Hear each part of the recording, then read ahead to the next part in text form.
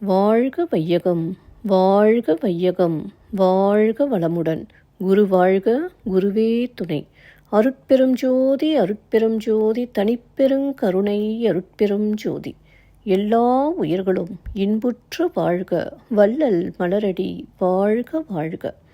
வாழ்க வளமுடன். ஆன்மநேய அன்பர்கள் அனைவருக்கும் என் அன்பான வணக்கத்தை தெரிவித்துக் கொள்கிறேன்.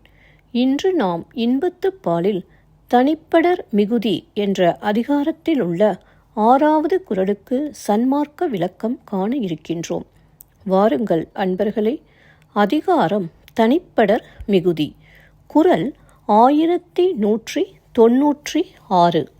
ஒரு தலையான் இன்னாது காமம் காப்போல இரு தலையானும் இனிது.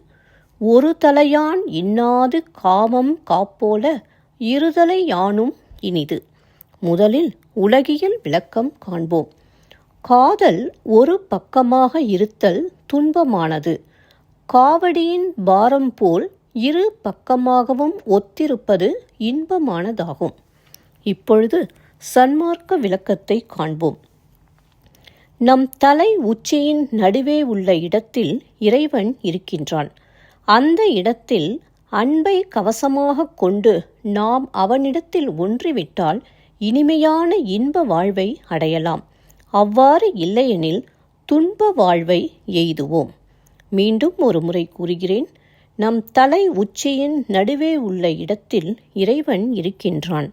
அந்த இடத்தில் அன்பை கவசமாக கொண்டு நாம் அவனிடத்தில் ஒன்றிவிட்டால் இனிமையான இன்ப வாழ்வை அடையலாம். அவ்வாறு இல்லையெனில் துன்ப வாழ்வை எய்துவோம். நன்றி அன்பர்களே.